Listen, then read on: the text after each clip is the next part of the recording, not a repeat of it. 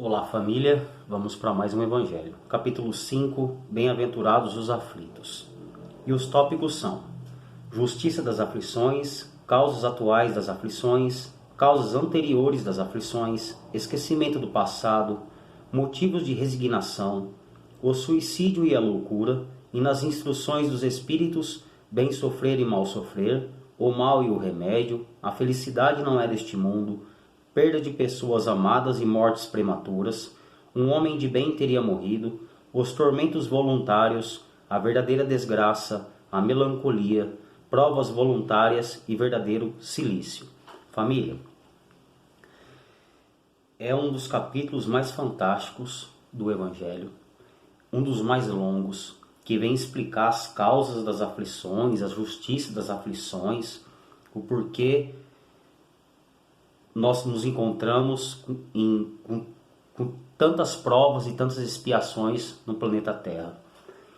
A gente já conversou bastante neste capítulo sobre o bem sofrer e o mal sofrer. E agora vamos tocar em outros tópicos que tanto necessitam de serem elucidados, que as pessoas compreenderem, a fim de se livrarem dos seus próprios tormentos. Vamos conversar um pouco. Bem-aventurados os aflitos, motivos de resignação. Pelas palavras bem-aventurados os aflitos, porque eles serão consolados, Jesus indica, ao mesmo tempo, a compensação que espera os que sofrem e a resignação que nos faz bendizer o sofrimento, como o prelúdio da cura. Essas palavras podem também ser traduzidas assim: deveis considerar-vos felizes por sofrer, porque as vossas dores neste mundo são as dívidas de vossas faltas passadas, e essas dores, suportadas pacientemente na terra, vos poupam séculos de sofrimento na vida futura.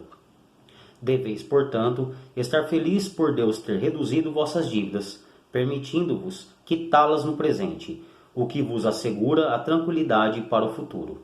O homem que sofre é semelhante a um devedor de grande soma, a quem o credor dissesse: se me pagardes hoje mesmo a 100ª parte, darei quitação do resto, e ficarás livre. Senão, vou perseguir-te até que pagues o último centavo. O devedor não ficaria feliz de submeter-se a todas as privações para se livrar da dívida, pagando somente a 100ª parte da mesma? Em vez de queixar-se do credor, não lhe agradeceria? O suicídio e a loucura. A calma e a resignação adquiridas na maneira de encarar a vida terrena e a fé no futuro dão ao espírito uma serenidade que é o melhor preservativo da loucura e do suicídio. Com efeito, a maior parte dos casos de loucura são provocados pelas vicissitudes que o homem não tem forças de suportar. Se, portanto, graças à maneira por que o Espiritismo o faz encarar as coisas mundanas, ele recebe com indiferença e até mesmo com alegria os reveses e as decepções que em outras circunstâncias o levariam ao desespero. É evidente que essa força, que o eleva acima dos acontecimentos, preserva a sua razão dos abalos que o poderiam perturbar. O mesmo se dá com o suicídio. Se excetuarmos os que se verificam por força da embriaguez e da loucura e que podemos chamar de inconscientes, é certo que, sejam quais forem os motivos particulares, a causa geral é sempre o descontentamento. Ora, aquele que está certo de ser infeliz apenas um dia e de se encontrar melhor nos dias seguintes, facilmente adquire paciência. Ele só se desespera se não vê um termo para os seus sofrimentos. E ao que a vida humana em relação à eternidade, se não bem menos do que um dia? Mas aquele que não crê na eternidade, que pensa tudo acabar com a vida, que se deixa abater pelo desgosto e infortúnio, só vê na morte o fim dos seus pesares. Nada esperando, acha muito natural, muito lógico mesmo, abreviar as suas misérias pelo suicídio. A incredulidade, a simples dúvida quanto ao futuro, as ideias materialistas, em uma palavra, são os maiores incentivadores do suicídio. Elas produzem a frouxidão moral. A propagação das ideias materialistas é, portanto, o veneno que inocula em muitos a ideia do suicídio, e os que se fazem seus apóstolos assumem uma terrível responsabilidade. Com o Espiritismo, a dúvida não sendo mais permitida, modifica-se a visão da vida. O crente sabe que a vida se prolonga indefinidamente para além do túmulo, mas em condições inteiramente novas. Daí a paciência e a resignação que muito naturalmente afastam a ideia do suicídio. Daí, numa palavra, a coragem moral. O Espiritismo tem ainda, a esse respeito, outro resultado igualmente positivo e talvez mais decisivo. Ele nos mostra os próprios suicidas revelando a sua situação infeliz e prova que ninguém pode violar impunemente a lei de Deus, que proíbe ao homem abreviar a sua vida. Entre os suicidas, o sofrimento temporário, em lugar do eterno, nem por isso é menos terrível, e a sua natureza dá o que pensar a quem quer que seja tentando a deixar este mundo antes da ordem de Deus. A verdadeira desgraça. Todos falam da desgraça, todos a experimentam, a experimentaram e julgam conhecer o seu caráter. Múltiplo. Venho dizer-vos, pois, que quase todos se enganam, pois a verdadeira desgraça não é, de maneira alguma, aquilo que os homens, ou seja, os desgraçados, supõem. Eles a veem na miséria, na lareira sem fogo, no credor impaciente, no berço vazio do anjo que antes sorria, nas lágrimas, no caixão que se acompanha de cabeça descoberta e coração partido, na angústia da traição, na privação do orgulhoso que desejava vestir-se de púrpura e esconde sua nudez nos farrapos da vaidade. Tudo isso, e muitas outras coisas ainda, chamam-se desgraça, na linguagem humana. Sim, realmente são. A desgraça, para aqueles que nada veem além do presente. Mas a verdadeira desgraça está mais nas consequências de uma coisa do que na própria coisa. Dizei-me, se o mais feliz acontecimento no momento, que traz funestas consequências, não é, na verdade, mais desgraçado que aquele inicialmente aborrecido que acaba por produzir o bem? Dizei-me, se a tempestade que despedaça as árvores, mas purifica a atmosfera, dissipando os miasmas insalubres que poderiam causar a morte, não é antes uma felicidade que uma desgraça? Vou revelar-vos a desgraça sobre uma nova forma, sobre a forma bela e florida que acolheis e desejais, com todas as forças de vossas almas iludidas. A desgraça é a alegria, o prazer, a fama, a fútil inquietação, a louca satisfação da vaidade, que asfixiam a consciência, oprimem o pensamento, confundem o homem quanto ao seu futuro. A desgraça, enfim, é o ópio do esquecimento, que buscais com o mais ardente desejo. Tende esperanças, vós que chorais, temei vós que rides, porque tendes o corpo satisfeito. Não se pode enganar a Deus, ninguém escapa ao destino. As provas, credoras, mais impiedosas que a malta que vos acossa na miséria, espreitam o vosso repouso ilusório, para vos mergulhar de súbito na agonia da verdadeira desgraça, daquela que surpreende a alma enlanguecida pela indiferença e o egoísmo. Que os Espíritos vos esclareçam, portanto, e restabeleça sob a verdadeira luz da verdade e o erro, tão estranhamente desfigurados pela vossa cegueira. E tem mais uma parte aqui que eu separei para ler, para a gente conversar um pouco. Já vos dissemos e repetimos muitas vezes, deve-se pôr termo às provas do próximo, quando se pode ou devemos, por respeito aos desígnios de Deus, deixá-la seguir o seu curso? Já vos dissemos e repetimos muitas vezes que estáis na terra de expiação para completar as vossas provas, e que tudo o que vos acontece é consequência de vossas existências anteriores, as parcelas da dívida que tendes a pagar. Mas este pensamento provoca em certas pessoas reflexões que devem ser afastadas, porque podem ser funestas as consequências. Pensam alguns que, uma vez que está na terra para espiar, é necessário que as provas sigam seu curso. Há outros que chegam a pensar que não somente devemos evitar atenuá-las, mas também devemos contribuir para torná-las mais proveitosas, agravando-as. É um grande erro. Sim, vossas provas devem seguir o curso que Deus lhes traçou. Mas acaso conheceis esse curso? Sabeis até que ponto elas devem ir? E se vosso Pai misericordioso Não disse ao sofrimento deste ou daquele vosso irmão: não irás além disto? Sabeis se a providência não vos escolheu, não como instrumento de suplício para agravar o sofrimento do culpado, mas como bálsamo consolador que deve cicatrizar as chagas abertas pela sua justiça? Não digais, portanto, ao verdes um irmão ferido, é a justiça de Deus, e é necessário que siga seu curso. Mas dizei ao contrário: vejamos que meio nosso Pai misericordioso me concedeu para aliviar o sofrimento de meu irmão. Vejamos se o meu conforto moral, meu amparo material, meus conselhos poderão ajudá-lo a transpor esta prova com mais força, paciência e resignação. Vejamos mesmo se Deus não me pôs nas mãos os meios de fazer cessar este sofrimento, se não me deu como prova também, ou talvez como expiação, o poder de cortar o mal e substituí-lo pela bênção da paz.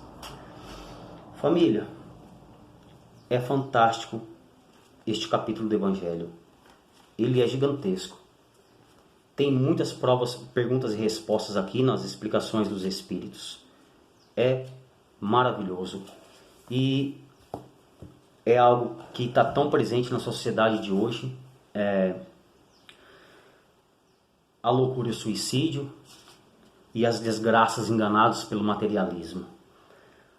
Muitos veem como um lembrete quando aconselhado pela espiritualidade de que a nossa vida terrena é uma simples passagem perto da nossa eternidade de existência, pois somos espíritos eternos num curtíssimo espaço de tempo na Terra. E para outros, ainda que entendem que somos espíritos, que a nossa vida é eterna, ainda não compreendem de fato e sucumbem diante das provas, das aflições, por muitas vezes escolhidas por eles mesmos, a fim de alcançar a sua evolução, a fim de quitar os seus débitos de antes, e atentam contra a sua própria vida. Quantos se enganam pela materialidade tão disseminada por todos os meios de comunicação como a única coisa que é capaz de trazer paz para o homem encarnado. O dinheiro, a fama, a riqueza, o poder. E essa ambição louca de ter sempre que ter mais, a fim de ser feliz, de mostrar para os outros que é capaz, que é possuidor de muitas coisas. E isso é a bênção vendida de um Deus completamente material. Que muitos, ao irem a um templo buscar o divino, vão em busca do material, aonde para estar sendo abençoado por Deus é necessário estar sobre o ouro e a prata. E esse Deus é Mamon, não é o nosso Deus Criador, que é de amor e bondade. Muitos, por acharem que estão por provas, muitos difíceis, querem dar fim às suas vidas, achando que tudo vai acabar. E cometem o pior erro que o espírito pode fazer. É a colheita mais rápida que o espírito encontra diante de uma plantação. É tirar, atentar contra a sua própria vida. Em um minuto de loucura, ele acaba com a sua vida e com as possibilidades de quitação, de transpor as provas necessárias para a sua evolução, e se encontra ainda mais perdido, ainda mais em sofrimento, e vê que não adiantou nada. Ainda que muitos não entendem e aceitam que são espíritos, filhos de um Deus que é eterno, que nos fez eterno também, querem pôr à prova, cometendo o ato de maior loucura que o ser pode cometer estando encarnado, é atentar contra a sua própria vida. Quantos que, achando que o dinheiro vai trazer a paz, que o dinheiro vai trazer a tranquilidade tão sonhada, que a fama, o reconhecimento são capazes de fazer dele um homem feliz, e após ou conquistando-a ou não, descobrem que nada adiantou, que a paz, ela habita dentro de cada um de nós e não é necessário nada externo para que isso aconteça. Que a felicidade é um estado espiritual e ele não é um estado pleno, porque a terra é de expiação e prova e a felicidade não faz morada aqui. Por mais que a gente se encontre numa condição favorável, seja ela no sentido financeiro, seja ela no sentido emocional, no âmbito familiar, você sempre vai ter um irmão que sofre à sua volta. Nunca estaremos plenamente felizes em um lugar que é de expiação e prova. Porque enquanto houver um homem, um espírito só, sofrendo sobre este chão, aqui não haverá a felicidade plena. Porque é impossível o homem, ainda que sendo egoísta, sentir a plena felicidade vendo alguém sofrer. Quantos por vaidade, por orgulho, deixam de auxiliar o seu próximo, a aliviar o seu sofrimento, dizendo que é a justiça de Deus. Quantos umbandistas, olhando para um irmão que sofre, fala é colheita, e esquecem que talvez ele seja a ferramenta e o instrumento da espiritualidade que Deus o escolheu para abreviar o sofrimento daquele que sofre. Que o seu pouco conhecimento da espiritualidade, das leis divinas, pode abreviar o sofrimento e aliviar as dores daqueles que sofrem. Quantos são os que com uma simples palavra da espiritualidade captam o seu fundamento, compreendem as suas palavras porque foi só uma revisão e esquecem da importância que isso tem. A regra sagrada da nossa Umbanda é aprender com quem sabe mais e ensinar a quem sabe menos. É compartilhar o conhecimento que abranda o sofrimento, que alivia o sofrimento, que leva paz para os corações que sofrem. E nós, por muitas vezes, achando conhecedor de muita coisa, queremos julgar o sofrimento dos outros. Coração é terra que ninguém pisa. Nós não temos a capacidade de compreensão plena nem sobre nós, quem dirá sobre o nosso próximo. Qual pobre mais tão pobre que não pode dizer um obrigado, um bom dia, um eu te amo, um você é importante, ou ninguém pode mais do que Deus? Vós sois deuses, a vida não vai se encerrar aqui, ainda que duvide, e você tem a capacidade de transformação da tua vida. E palavras simples podem salvar um dia, podem salvar uma alma que está na beira da loucura, tentando cometer o pior dos atos, a pior das plantações que o homem pode plantar, que é o seu próprio suicídio. Quantos de nós, acompanhados pela espiritualidade de luz, não assistimos dentro do nosso terreiro, num dia de gira, suplicando aos pés de um preto, de uma preta velha, a esperança de conseguir melhorar a sua condição, porque na matéria já não pode estar mais. Quantos de nós, umbandistas, não presenciamos irmãos que, em atos desesperados, cometeram loucuras, cometeram equívocos, não aceitaram o bom conselho da espiritualidade de luz e acabaram com a sua vida e agora estão piores, estão desesperados e querem o auxílio daqueles que ficaram aqui e já não podem mais. Quantos de nós não temos a oportunidade de auxiliar os que sofrem com pequenos gestos, com algo que não pesa nada, que é só falar. Querendo medir a compreensão, não adianta eu falar porque ele é ruim. Ele está sofrendo porque ele merece. Porque é a justiça de Xangô. Cadê a misericórdia de Deus em nossos corações que, com pouquíssimo conhecimento, porque somos crianças engatinhando no conhecimento da vida e do espiritual, já não conseguimos compreender que somos espíritos eternos, numa passagem que, se diante da vida eterna não passa de um dia, falar, acalmar, acalentar um coração, daquele que está desesperado porque está com dívida, porque um ente querido partiu dessa vida e querem cometer uma atrocidade e não sabem que estão plantando piores dores ainda para a sua existência eterna. Então, este capítulo, Bem-aventurados os aflitos, vem dizer que a todos nós é dada a oportunidade de consolação. Mas que a gente não esqueça que por muitas vezes nós somos um instrumento da espiritualidade escolheu como consolação daqueles que sofrem à nossa volta. E que não temos medida para dizer não é um bandista, ou é espiritista, ou é evangélico, ou é budista, ou é ateu, para não levar consolo. A misericórdia de Deus está sobre todas as cabeças.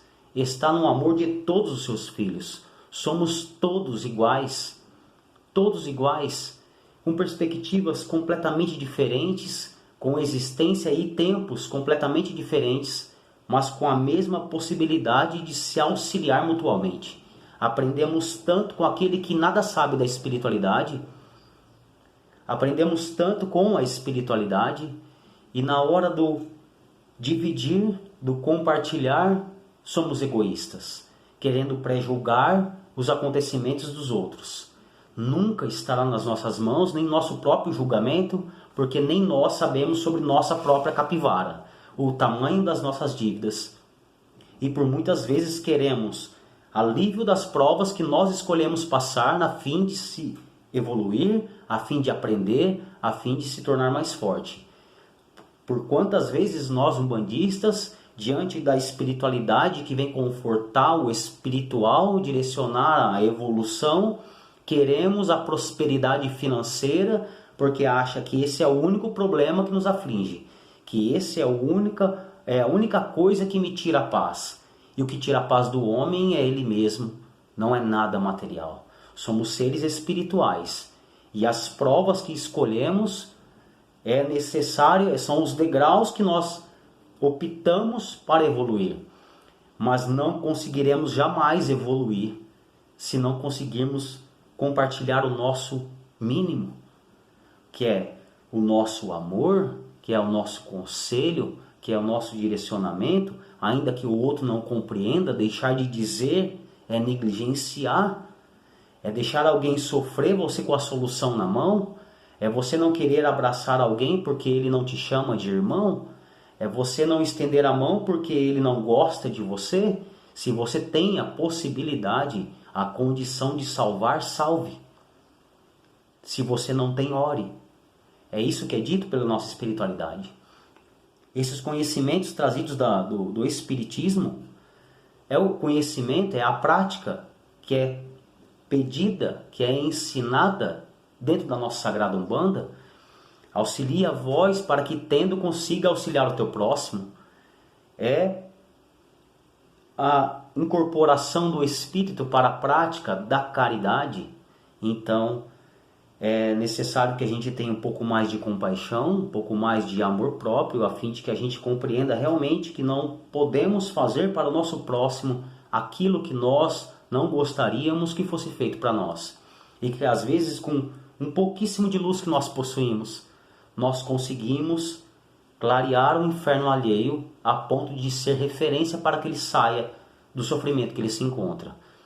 É fim de que a nossa meta de vida seja compreendida do ponto espiritual, de que eu não vou sair daqui mais evoluído se eu tiver posses e terras, se eu tiver ouro, se eu tiver, porque aqui somos todos usufrutuários de tudo que é material, mas responsáveis por tudo aquilo que nós criamos, de sofrimento e de alívio para o nosso próximo, ou para nós mesmos. Responderemos até mesmo pela negligência quanto ao nosso próprio templo, que é o nosso corpo.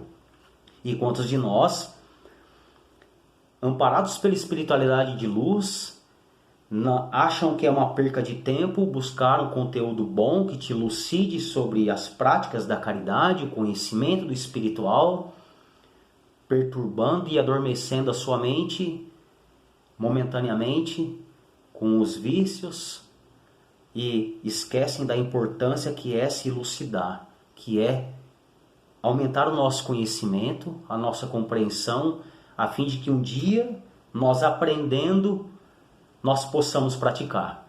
Porque conhecer não é saber, saber é praticar. A teoria nunca vai salvar ninguém.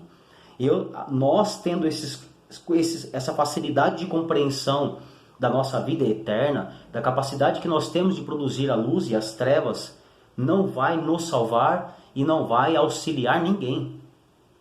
O que vai auxiliar a nós e ao nosso próximo, seja ele quem for, é a prática daquilo que nós tanto dizemos que já sabemos.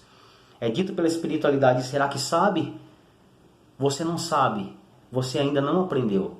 Porque se tivesse aprendido, estaria na prática, estaria auxiliando a todos que estão à sua volta, porque você já teria se auxiliado, estando em paz doar o que se tem. E por muitas vezes nós sentamos embaixo do conhecimento, sentamos em cima do conhecimento teórico, que a espiritualidade de tempo em tempo tenta nos fazer compreender, e a gente fica aula repetida. Essa aula de novo. Eu não aguento mais ouvir sobre isso. E não praticamos nada. Não entendemos que o verdadeiro saber, eu compreendi uma aula, é quando nós a praticamos. É quando nós doamos de graça, sem peso, para as pessoas que estão à nossa volta, porque o primeiro foi para nós.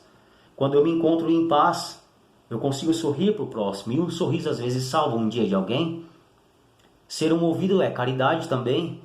Abraçar também. Não é necessário muito para fazer o que é simples. E a Umbanda sempre pregou e preza pela simplicidade.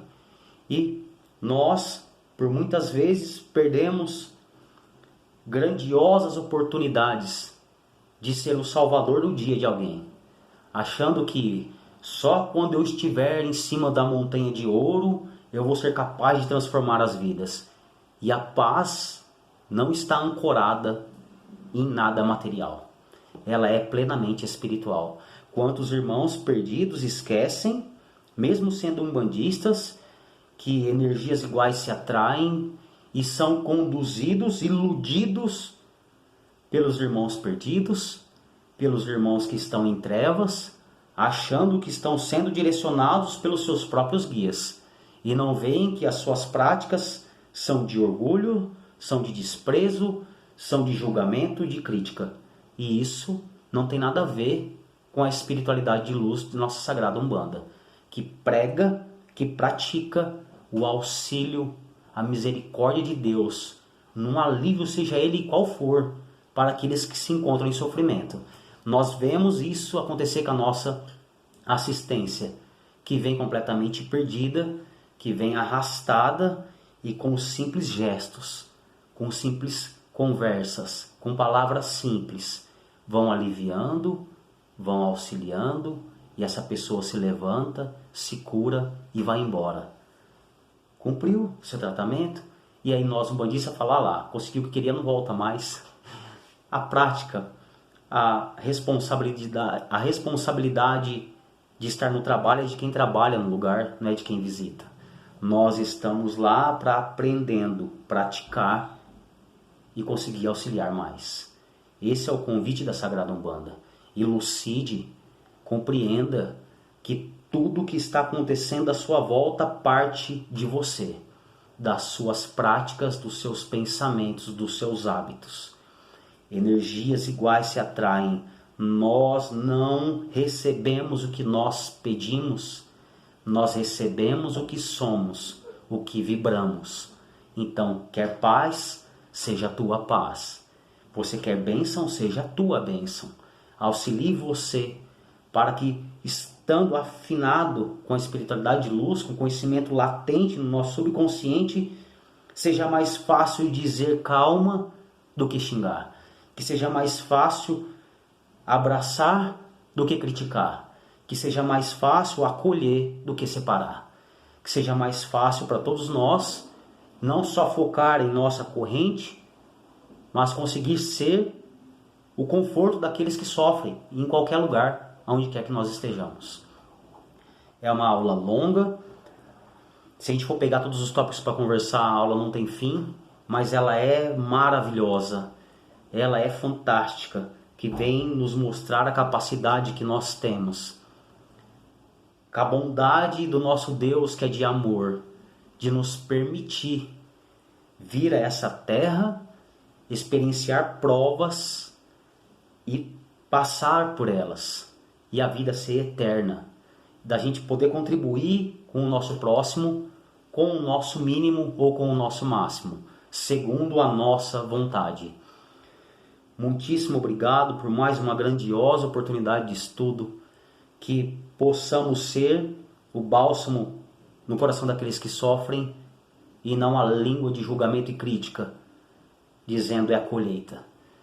Quantos se encontram desesperados hoje e querem atentar contra a sua própria vida por não ter um conhecimento simples de que é eterno e de que o sofrimento só vai piorar.